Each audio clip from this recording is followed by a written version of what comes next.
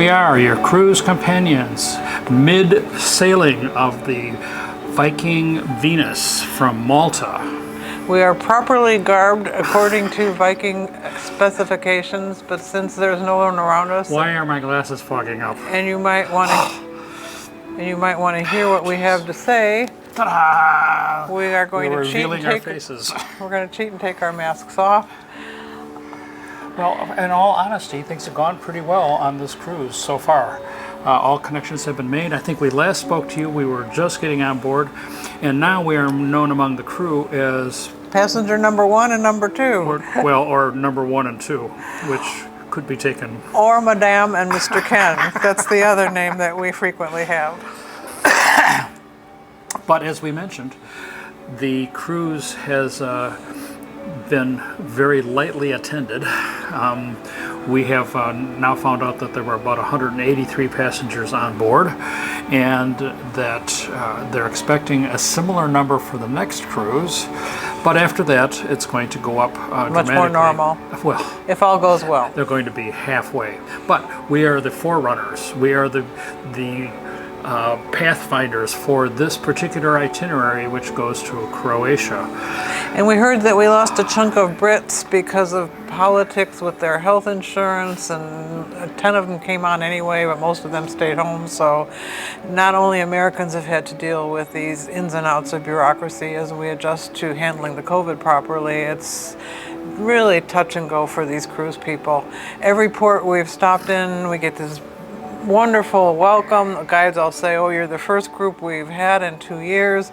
Bands are playing, people are twirling their batons. We couldn't have asked for a better reception, being number 1 and number 2. Well, being number 1 and number 2, but the first cruise ship to visit these ports, they are excited. And we've had more than one tour guide who says, I'm so glad to be working again. My family needs the money, I need the money, and we have been just without work for almost 2 years. And of course the crew has said, the crew on board here has said pretty much the same thing. That, well, and of course we're very glad to be giving them our money, I guess, and we're very glad to be on the road too, because this has been, and I hope it, well, what can I say? But you know as well as anybody else that this has been a trying time. Croatians are very good at languages, and some of our guides have said, oh, I haven't spoken English in 2 years either.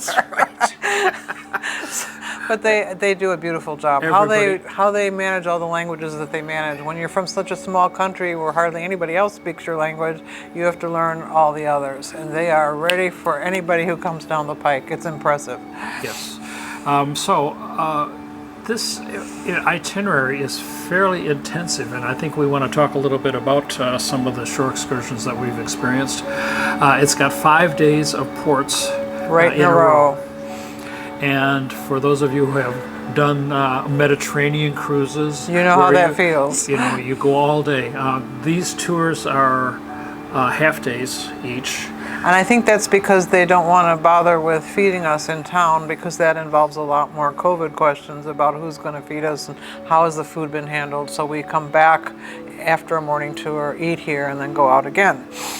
And so we have done 2 tours a day with an hour and a half or so for lunch in between, and it's been intensive. I have to say, we wanted to do this video with a beautiful background, but the lighting just wasn't right, and I'm looking out here over a beautiful bay, and you'll have to trust us. The Croatian coast is spectacular. We're in the Explorer's Lounge, and I'm not sure what the hell this is, but it's some sort of display. But looks like a library. Yeah, we'll try to give you a full. Well, you can look at other YouTube videos that give very good tours of the ship. Yeah. You'll know what the ship looks like. They don't have a view like this. It's a beautiful day, and we should talk a little bit about the weather. Hot. But not too hot. It's been in the mid-80s and humid, but not super humid. So it's not like our days in Florida when you just go outside and you go, I can hardly breathe. It's been pleasant, and in the morning right now it's quite pleasant. And we have, though, had a little bit of precipitation. Well, to be expected. I guess that means you want to be prepared. And the tour buses are all well air conditioned and quite new and modern. So even when you feel like you're going to faint from the heat outside, no, it's not that bad. You come inside, go to the next destination, and you cool off again. And of course, there's a man at the door as you get off the ship every day that hands you a bottle of ice cold water, which is also much appreciated.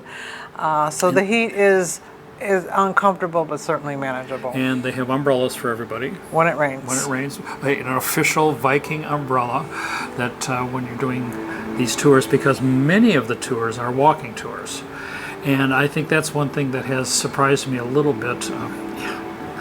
I'm surprised that there's a walking tour when it says walking tour. It said so when you read the description. Sorry. But the bottom line is that we've been doing a lot of walking. Yesterday we did 12,000 steps and a fair amount of flights of stairs as well. And many of the stairs 12,000 steps, how far is that? And many of the pavement around here is very uneven and rough, so you really have to pay attention where you put your feet and how you land. Many of our fellow passengers are about our vintage, but as far as I know, everybody's handled it just fine. You just have to pay attention. 12,000 steps is about between 3 and 5 miles. We've been walking every day, so that's we feel like we've been getting our exercise and almost keeping up with all the food we've been eating. Even the bus tours that are supposed to be panoramic, they stop at some wall city, and we get out and we walk around for a while, which we're very much in favor of. But I think that there are no panoramic bus tours except the one, except the awful one in Malta. And I just have to mention this, that I've complained to to the powers that be. So maybe it'll be better when you come down the pike. But in Malta, on the included tour is a drive around Malta. They take you all around the island, and even when we pulled to scenic viewpoints where we were the only bus there, she would not let us off the bus to take a picture of the scenery. We had to do it through the bus window. Very frustrating. And they said, well, it's because of COVID and you can't get off. And then. But that's not true for some of the other bus tours we took. So I think the guides have clearly been programmed by Viking to be very cautious and controlling of us. And some of them are better at controlling us than others. And some are more reasonable about it. So that was the worst tour. Yeah, we had a bathroom stop at the aquarium, and they wouldn't let us look at any of the exhibits in the aquarium. Yeah. It gets this whole Corona thing has gotten to be rather frustrating. Not only, the masks. Our contact tracing devices are bad enough. Yeah, contact tracers, which you have to wear full time, and then the protocols. So in the morning we get up and spit. Not at each other, though. We spit into the tube, and you have to fill it up about this far with spit. And be very careful to look at the label on the little baggie you put it in, because while we were still jet lagged, we were getting our labels confused, so that seemed to make a difference. And then you go down to wherever you're going to have breakfast, and there's a little lady there who says, look in this camera because it's going to take your temperature. So which is kind of cool, but it identifies you by your face, even with your mask on. Facial recognition. It's quite slick. And then it tells you the temperature, and we're finding out that 35 degrees Celsius is about right. 36. Yeah. 98.6 is what I know, but who knows? And then, of course, you do a health questionnaire every day, which you can do on paper or on their app. We found their app to be very nice when it's working, but we found that it crashes if you try to use it more than 2 days in a row. So you have to delete it from your phone, reinstall it, and then it works very good for that day. But then the next day, on the iPhone app anyway, it starts crashing again. So word of the wise. That needs a little fine tuning yet. And then you have to washy, which is wash your hands, and then you can go get the food in the food line, or sit down in the restaurant, or whatever you happen to be doing. And then when you go outside for a shore excursion, they give you the bottle of water, you walk through security, and then getting off is no problem. But then coming back, You have to have your temperature taken. They have 2 people outside the Before you go on the gangway. and then you have to get spritzed with sanitizer on your hands. Sometimes I need it all over, but you get yourself spritzed, and then you come in. And the security checks have been very interesting because most ships we've been on, you have to take off your backpack and put it through the machine, and take your phone out of your pocket and anything else that you have that's metal, and so you can walk through the metal detector. Here, you take your backpack off, and who knows what they put it through the machine, but nobody's ever stopped anybody. And then, if you're not carrying a backpack or any purse or anything, you can just walk through. Now, me, I have a vest. I have 2 cameras. I have an iPhone. The man does not know how to travel light. I might have a lens or 2, and I walk through the metal detector, and of course it goes beep, beep, beep, beep, and they don't even question me. So that's an interesting situation, and I don't know why it happens, but I'm happy that they don't give you any grief about what you bring on board. They haven't questioned you about? No, but I don't carry all the paraphernalia that you do. Yeah. I'm used to going through without a stop. I look like but because I'm not carrying a pack per se, because it's all on my vest, I can walk through the metal detector, I guess. I don't know. So probably they'll be watching this. So I guess in terms of our days so far, we have tried to make the most of our visit here and taken the ship's included tour for half the day and something else for the other half of the day. And it's been rigorous. We would have liked to talk to you more often. I'm at least 300 emails behind because I never have time to read them. We understand that there are some 4 doctoral level people on board for enrichment lectures. We haven't been to one of them, even though we would really like to. It's just a lot to do, and I always feel behind. And we don't understand the Viking way just yet. This is our first Viking ocean cruise, so we have not really gotten into the swing of the ship. And I think one of the problems is that there are so few passengers and there are so many crew that the service has been super outstanding. Like, we never have to wait for an elevator. We never have to wait for a table. We can walk at any restaurant without any reservation. And there are 4 people there waiting for us to walk in. And you don't just get a table, you get a table by the window where you enjoy the beautiful scenery. And the specialty restaurants, you could walk in any night and get great service. Because there is so much service. You walk down to the desk where down to the concierge desk, and there are 4 or 5 people. They come up to you and say, "Oh, what can we do to help you?" And I'm like, right now, there's nobody here in this lounge. Yeah, when I get home and people ask me how do you like Viking, I don't feel like I can really say. I mean, I like very much what we've experienced, but I don't know how abnormal I'll never that experience is. it again. Yeah. So I keep trying to envision what this ship will be like with 5 times more passengers, and there has to be some bottlenecks. And I mean, and of course, the shore excursions are no problem either. And the shore excursions, they have the buses with little tags on them so that you don't sit too close to each other. Always the social distancing. And our tours have had a maximum of 20. So that's also very nice. When you go to the bathroom or do whatever you got to do, the facilities are there and ready for you. I've been really wrestling with the mask requirement on the shore excursions. Yeah. Probably the heat made it a little more annoying because you feel like you have a swimming pool around your face. And as we've walked through the towns, there's virtually no one else wearing masks but us.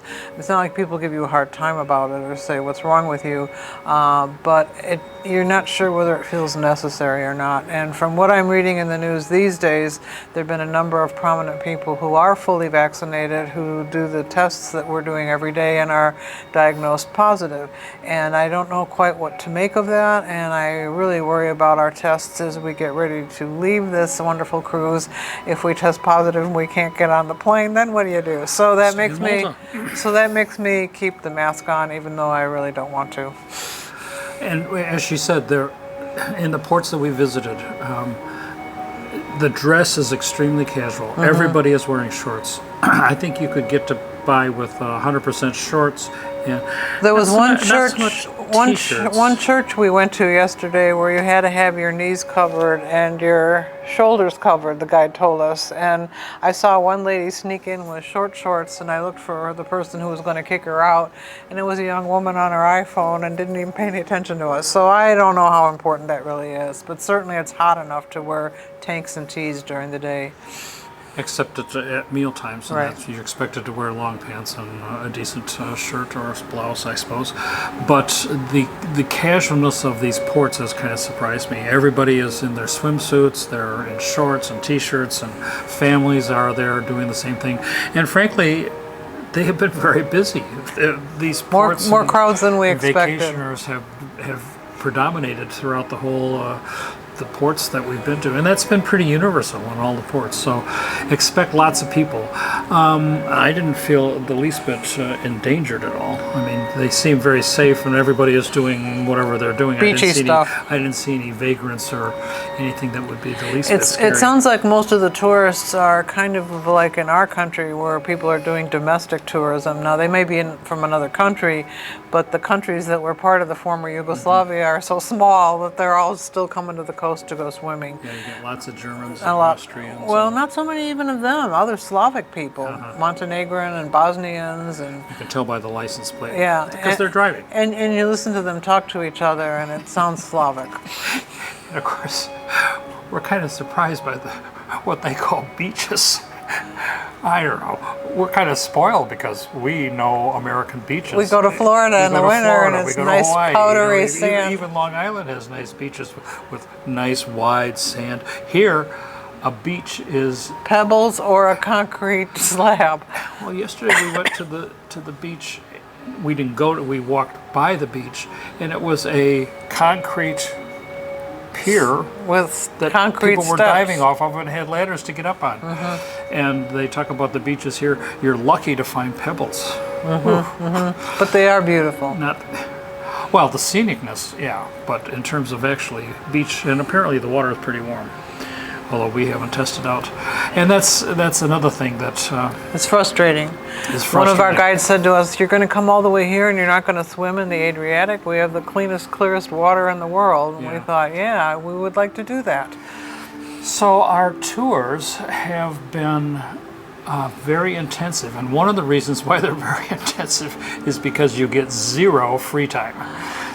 The guides talk for the entire time, and I can only take so much about walled cities in Rome and saints and churches and stuff. But the guides are under the impression that they have to fill the whole time, and they can't give us any shopping time or any free time. And if they stop talking, we might wander off. Which is true.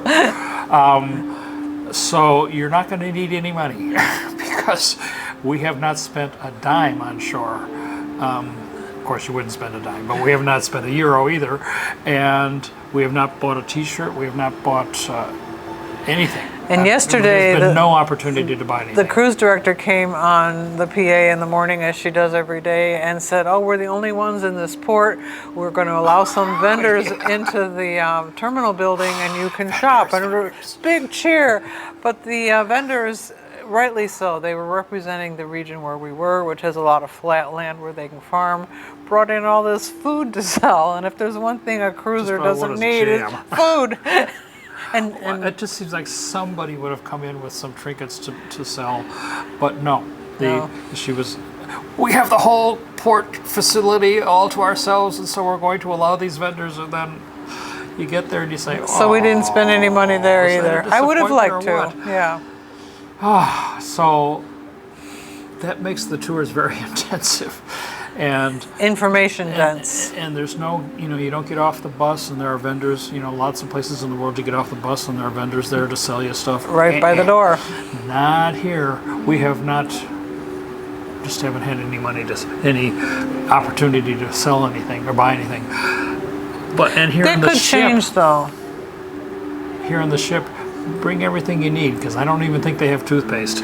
And the poor crew is not allowed to get off either. Yes. Speaking of toothpaste, we love to watch crew members when we are coming back from a shore excursion, and we've got all these bags of potato chips and snack food and treasures and trinkets for their families back home. But here they are not allowed to get off. They have to stay in the bubble big time. Many of them have been on the ship for 3 months without getting off on land.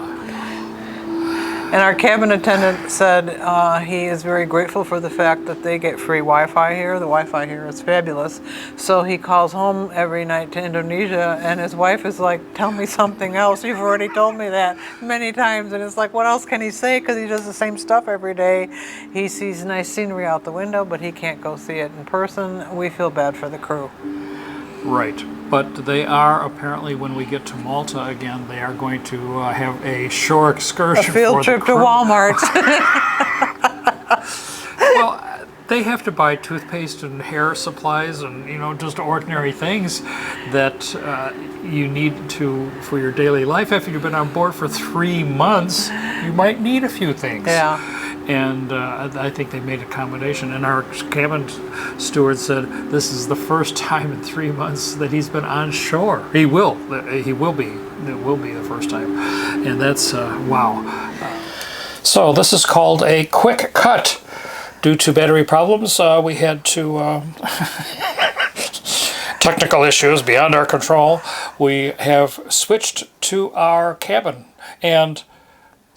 sorry for the music in the other one, but the PA system was playing just general music, and I didn't think they would pick up on the microphone, but it did. But we have nice, calming background music for the first part of the video. And we are back in our cabin. Once again, I can't show you the outdoors because of the brightness. It washes out our faces. So here we are in our cabin. Our balcony's here, our bed's here, and we are still talking to you, our loyal listeners, or viewers. One thing I wanted to talk about to you was the buffets, which are very important when you're on a cruise. When you walk into the dining room, they look the same.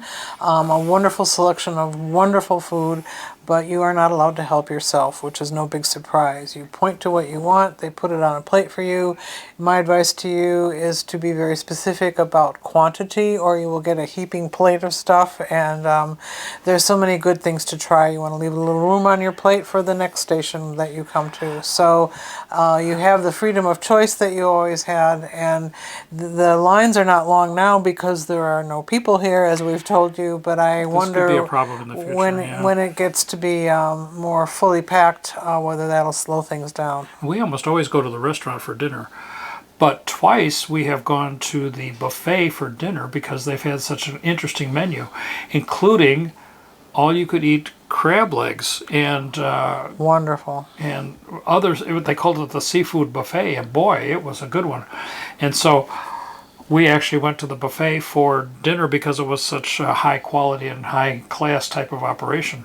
So I would say the buffet is definitely a cut above anything we've experienced before. This morning we tried the restaurant for breakfast and found that we had pretty much the same menu items that we have in the buffet. So food selection should not make your choice whether you do the buffet or go to the restaurant for breakfast. So the weather here has been very good. Today it's been in the 80s and sunny. We have had some rain. They do provide you with umbrellas, and I see one of the walking tours actually coming back. Mm-hmm. So that those folks have had their exercise for today. Excuse me. They've had their first 5,000 steps. Yes. And the weather, though, has been quite hot and humid, and everybody in port wears shorts, so don't hesitate to bring lots of shorts. We have worn long pants any day, and even us oldies with crickety old legs, ugly old legs, are still wearing shorts. There was one cathedral we went into yesterday where the guide told us you can't come in here if your shoulders are bare or your knees are exposed. But a few of us tried to sneak in there anyway and got away with it just fine because the lady that was supposed to be doing the checking was sitting at her check-in desk doing something or other on her phone and didn't pay any attention to us at all. But that's the only place where there were any sort of dress rules or requirements that we've encountered so far. And one day, the first day, we had to give up our passports. Remember that? Oh, that was an emergency. Even though the ship had done all the paperwork, well, we know how that feels. You do all the paperwork as best you can. The officials came on board and said, no, no, no, we want to see all those passports. So the cruise director came on board and said, please come and turn them in. And she had numerous members of her staff stationed all around the floor where the, what desk is that? The service. Service desk, purser's office is what I'm used to calling it. So all of us turned in our passports really fast, and I would say it only delayed us about 10 minutes from getting off the ship. That could have been a real ordeal on a less well-organized ship with more people. And they hung on to our passports just in case they had any more problems with the ports. Maybe they did, we don't know it. We've been sailing on time, getting off on time, very smooth and well-run ship. We have mentioned that the Wi-Fi on here has been excellent. There have been a couple of times when it's gone out. Who knows why? It is satellite internet. But overall it's been very good, and I've been able to upload the video as well as several other larger documents. So that's been good. The TV is interesting because they have quite a few channels, many of them American. They have CNBC, Fox, MSNBC, and CNN, you said? No, not CNN. Oh, I thought you said that. Maybe I did, but that's not true. And then they have British channels, BBC, Sky, and they have the Food Network, and they have Travel Network, and then some Aussie channels, all in English. This is one of the only ships we've been on that only has English channels. They almost always have a German and or a Spanish channel or two for those guests, but on this ship we are the predominant, or English speakers the target audience are the only passengers on board. So that's the TV that we have. Plus, of course, something else we haven't really taken advantage of, and that is all of the movies and series and things. You don't come on a cruise to go to the movies. They're all free, and they're having a outdoor movie tonight. Out on the deck under the stars, which could be really nice. Will we be there? Busy. We like transatlantic sailings where you get 6 or 8 days at sea. And you can really enjoy the ship. Yeah. The ship is amazing, and yet you don't want to miss anything on land. So when you are choosing your next cruise, pay attention to the itinerary and look for one that has pauses. Listen to your cruise companions. We've had some experience with this. Plus, I want to show you a couple of... I always want to give you some tips about cruising, and one of them is this. Now, do you recognize this? It's a hook. It's a hook. But it's a magnetic hook. The stronger magnet, the better. Cruise walls are iron, metal. Iron, because they have to have... So magnets stick very well to the sides, or to the walls. And I have, how many do you count? 1, 2, 3, 4, 5, 6, 7, 8, 10 or 12 magnets like this that we stick on the wall, and of course it's totally non-destructive, and then you have places to hang stuff. I'm a big hanger. Yes, you are. If he puts stuff away, he never finds it again. So hanging it on the wall is a good way to go. Because I can see it all. There's my hat. There's my t-shirt. There's my visor. There's my vest. All of those things are hung on the wall with hooks. And these, of course, you can buy in quantity from Amazon. I would buy a couple of dozen of them, and with different, I have ones with different shapes, so that you have selection of the kind of hook that you want to use. Oh, cruisers, this is a great tip. Second tip is, what's this? A plug-in nightlight? A nightlight. Many bathrooms, including this one, does not have a nightlight, and when you have to use the facilities in the middle of the night, you might need a little bit of light to see where things are going. The first night we were on board, I left on what I would call the accent lighting because I thought that was the night light, but it was It is the nightlight. It was much too bright and woke us up. So this works much better. Their nightlight is outrageously bright, and it also bleeds off into the cabin because there's a light in the cabin. So if you are light sensitive, these rooms are very dark when it's dark, but with that light on, it makes it kind of bright. So I always bring in, these are less than $5, and I have the one with the European plug on it because many times that's what you have. I plug it into the shaver outlet, and it shines just a nice little glow for orientation. So you don't miss in the middle of the night. Okay, so I think we'll kind of wind it up here. Just to let you know, our intention is to make at least one more video, episode 10 for... 10 already, wow.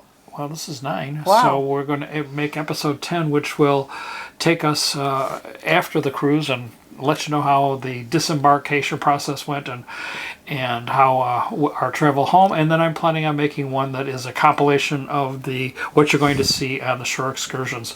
This will be just primarily pictures and slides and things and little videos of what to expect when you hit the shores. So we are talking to you in hopes that you are making final plans to come to Malta to get on the Viking Venus, and that you are successful. Please pay attention, because I know that Malta has changed their rules again, and that maybe everything that we're saying here is no longer true. And I think even with 400 passengers, which are the cruises subsequent to the next one, that you will find it a very pleasant experience to be on board with only half the number of people. It's nice being on your own yacht. And this is a big yacht, although we have seen some big yachts in the harbors here. Also traveling in their bubbles. Traveling, yeah. So with that, we will turn it over to next time, dear. I want to say listeners, but they're actually our viewers, and it's nice to see you, and we want to have you ask us questions, because I've already answered a few already that you've asked. So please leave some questions in the comment section down below, and we will try to get back to you with the details about the cruise. Thanks for traveling with us. Yeah. Bye for now.